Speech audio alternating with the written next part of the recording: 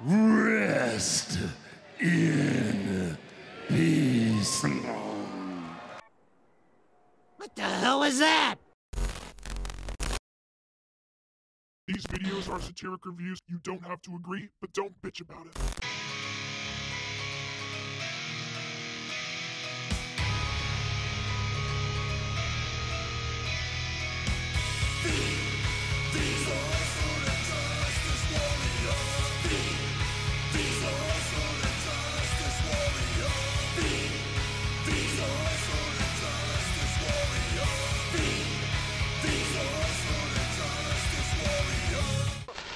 I hate this channel. Hey there, I'm Social Injustice Warrior V Infuso, and how about that Undertaker? How about that Undertaker? The Undertaker is one of the most iconic wrestlers in the industry. His reign in the business is legendary, and a career such as his can never truly be duplicated. And believe me, they tried. It's currently looking like the dead man won't retire until, well, until he actually is a dead man. And while some people may not be such big Undertaker fans anymore, there's no denying the impact he had in his heyday. His character was such a fixture in the WWF and WWE that it led to the creation of other projects and characters around him. So join me today in listing things that exist because the Undertaker exists. Paul Bearer. Let's get the most obvious out of the way. When The Undertaker first debuted, he did so as a henchman for Brother Love and the $1 Million Man Ted DiBiase, before it was decided that the character of Paul Bearer be created to assist the dead man. Paul Bearer would become a father figure to the Phenom, and evolved past the point of just being Taker's keeper. He managed several other wrestlers too, to varying success. Wrestlers such as Vader, Kane, and Mankind. Oh, and how did I forget the Executioner? The Executioner, of course! I think we all remember him for that tenure, huh? That guy, he was a guy. During his time as the Dead Man's manager, he led Taker to championship gold, and helped keep the Ministry of Darkness in line. But ultimately, without The Undertaker, there would be no Paul Bearer. I mean, it's obvious, it goes without saying, but still, the streak. And this is probably just as obvious here too. Without The Undertaker, there's obviously no undefeated streak. You know, I did a whole series nitpicking through each and every one of Taker's WrestleMania matches. And I talked about them so much that honestly talking about it in any more detail just seems excessive. It's one of, if not the, greatest and most memorable streak in wrestling history not held by Bill Goldberg. And it went on for 2 decades. And a year. For a lot of us, we feel it ended too soon and took the mystique away from Taker's future WrestleMania matches. And without The Undertaker, it would have never accidentally come to fruition. Kane. Much like the father figure he never asked for in Paul Bearer, Kane was also creatively spawned from the mold of The Undertaker, taking what made the character successful and building him a brother from that blueprint. Kane's whole purpose for coming to the WWF was to feud with his long-lost brother, a brother who thought he was long deceased due to a fire that took the lives of their parents and the funeral home that they ran. Taker and Kane have been mortal enemies and the best of friends. Whether it was feuding or teaming together, it seems that these men will always have a lingering presence on the other's career. Kane will always be The Undertaker's little brother, but he's grown to be so much more than that, getting several lists and videos on this channel that detail different portions of his career, and his overall progression as a character. The Kane character has evolved greatly since his first appearance with the company, and has progressed into some very interesting territories. Becoming a long-term WWE roster member, a 3-time world champion, and a multiple-time tag team champion. And being involved in some of the most colorful and cringy angles the company has ever put together. And none of that would ever happen if it wasn't for the dead man. The casket match.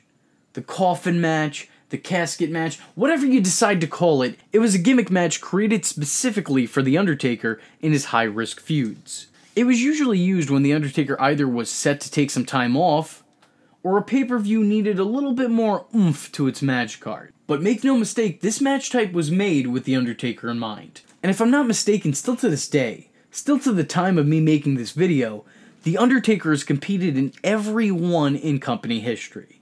Strike me down if I'm wrong. Comment section, do your thing. And while the matches aren't always instant classics, they do at least make for interesting viewing. This match was tailor-made for The Undertaker. So obviously, no Undertaker, no casket match. I mean, it get kind of obvious there. Casket, Undertaker, Paul Bearer, they all just kind of fit in, you know? As a matter of fact, if I said Undertaker, Paul Bearer, casket, and wrestling, the word that's not like the others is wrestling. Mordecai.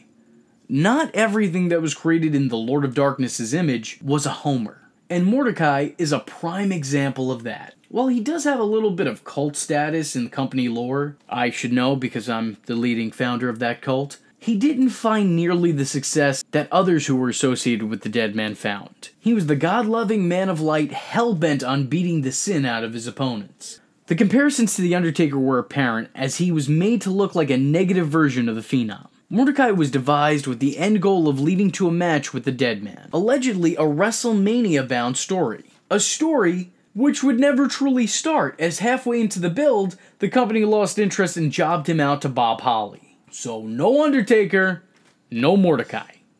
Probably. The Buried Alive match. How often in wrestling do you see a rivalry that needs to be ended by literally burying an opponent alive? You know, outside your standard Triple H matches from the early 2000s and throughout the rest of his career. The answer is never. That never happens in professional wrestling. I'm sorry, sports entertainment. Unless it's a match against The Undertaker. Much like casket matches, typically when it comes to this match, you can pretty much guess how the ending's gonna go. Undertaker is either losing the match or gonna get put in the casket by trickery, but either way, he's disappearing for a while after. But it still led to a lot of interesting moments and matches. And really, when else could you be excited to watch someone get buried? Hopefully never, you little psychopath. Do I even really need to say that if The Undertaker wasn't around, this wouldn't be a thing? Of course it wouldn't. The context of wrestling's proverbial Grim Reaper being a contestant in this match somehow makes it all seem a little less grim. So, no Taker, no Buried Alive. Last Ride match. Hey, remember way back when I said that not everything associated with The Undertaker was exactly a W? Well, I have yet another example. The Last Ride match. You know, because The Undertaker's finisher was called The Last Ride, and it's also a reference to death, like The Undertaker. Do you get it? It's pretty clever. It might go right over your head. The match is like the PG era's Buried Alive or Casket Match. It's the same eternal theme, but with none of the stakes or intrigue of previously listed matches. The match is no DQ with the end goal of getting your opponent into the back of a hearse and driving off, allegedly to a graveyard. And that's it.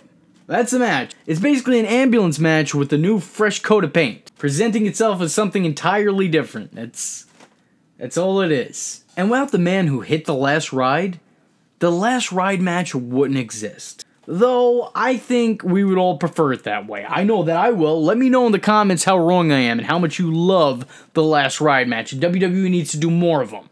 The Inferno Match. The idea for an Inferno Match came from the world's most brutal sibling rivalry.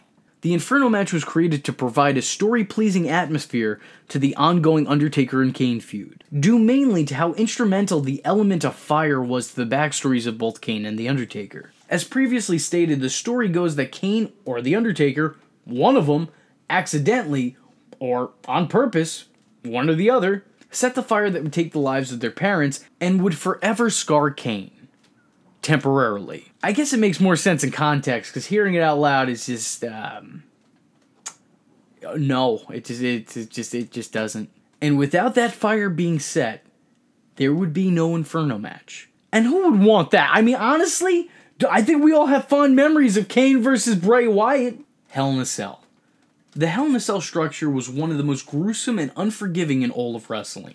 And it's no coincidence that The Undertaker had no less than 14 appearances in the Caged Purgatory. The match stipulation would more than likely never exist without the man from the dark side. He was present in the first 3 matches and would become synonymous with the match type over the years. It's hard to imagine that it would have been named Hell in a Cell without the man who frequents the underworld. Still to this day, The Undertaker is the first person people think of when they think of Hell in a Cell. Well, you know, him or Mankind. Which brings me to our final entry here, Mankind. Now notice I said Mankind and not Mick Foley. Mick Foley had already carved out quite the reputation for himself by the time he began wearing a leather mask. He was already a hardcore icon and had a whole set of career-defining moments, including, but not limited to, a feud with the Stinger, and losing his ear in a match to Big Van Vader. But the gimmick of Mankind was one thought up by WWF's creative, and was created with the sole intention of posing a threat to The Undertaker. Now let's think about that for a moment. The Undertaker had gone through so many challenges on the WWF roster at the time that the company needed to create more obstacles for him to go through. That's the kind of dominance this man had throughout his career. Mankind was created primarily to feud with The Undertaker, and their feud was nothing short of legendary. Mankind's more unstable and darker years with the company was spent in a back-and-forth rivalry with The Undertaker. Their problems began right off Mankind's arrival to the company, but didn't really seem to ever end. The two always eventually found their way back to feuding with each other. Their ongoing issues amounted to countless memorable moments, from the first ever Boiler Room match to their iconic Hell in a Cell. And none of that would exist had it not been for The Undertaker. So those were just a few things that only exist in wrestling because The Undertaker exists in wrestling. Did I miss any? I know that I did. So go ahead and let me know what I missed out on in the comment section, you bunch of smarks. Yeah, you know who you are. Coming to my comments, bringing me information. Who do you think you are? Well, let me tell you something, brother. You're watching the Social Injustice Warrior v. Infuso's channel, dude. So if you like the words that came out of his mouth hole, and you too want to become a VTard, don't forget to like and subscribe, and click that little bell icon to get updates and notifications. Ooh, tell him what up, Mach. Ooh, yeah. Follow the man on Twitter, yeah, because we all know it's not stalking if it's on the internet, yeah. Join the madness by joining the Discord, and if you have a moment of time and a free $1 to spare, head over to the SIJW's Patreon, dig it, where you can request videos, get exclusive videos, and early access to content, yeah. Or go down to PayPal, where you can buy the shirts, brother. But most importantly, just remember, if you're not tuning in, then you're missing out.